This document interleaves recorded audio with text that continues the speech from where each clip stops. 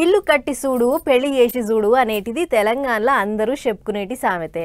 నిజానికి కూడా ఇల్లు కట్టాలన్నా పెళ్లి చేయాలన్నా పైసలతోనే పని. సరే పెళ్లి ముచ్చట అట్లా పెట్టుర్రు కానీ ఇళ్ళ ముచ్చట గురించి మాట్లాడుకుందాం. ఇప్పుడైతే ఇల్లు కట్టుడంటే కత్తి మీద సాము చేసినట్టే ఉంది. ఇప్పుడు దేన్ని మందలిచ్చినా వేలకు వేలు ఖరీదు.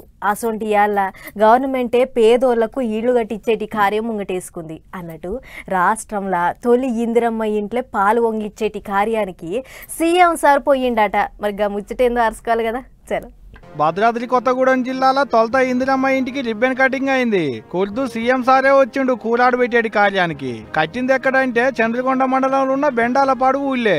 లోకల్ ఎమ్మెల్యే ఆదినారాయణ సారు రప్ప కట్టిస్తే కుర్దు సీఎం సార్ వచ్చిండు ఇంటి పండుగకు. కొత్త ఇంట్లోకి పోతే కొత్త బట్టలు కట్టుకోవాలి కదా, అందుకనే గవర్నమెంట్ తరపుకించి ఇంటి వాళ్ళకు పట్టుబట్టలు పెట్టిండు సీఎం సారు. ఆటంక గిట్లా ఇంటి వాళ్ళతో కూర్చొని గారెప్పలు నవిలిండు.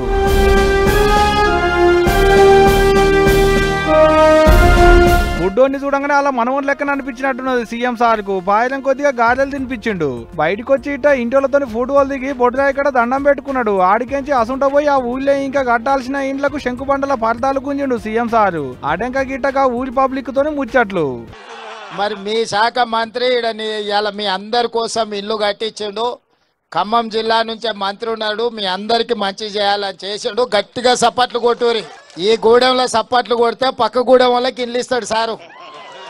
మొత్తం 312 ఇండ్లు ఇచ్చిరాడగా ఒక ఊళ్ళోనే. అందుకనే గంత సంబరపడుతున్నారు కావచ్చు ఆ ఊరి పబ్లిక్.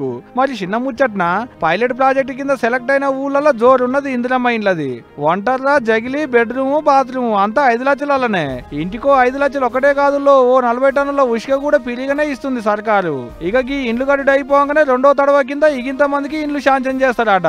మళ్ళా ఓట్లు వచ్చేటాళ్లకు రాష్ట్రంలో 20 లక్షల ఇండ్లకు పాలు వంగియాలనేది గవర్నమెంట్ వల్ల ఆపోచన. అందుకనే ఇంత రువడి మారి.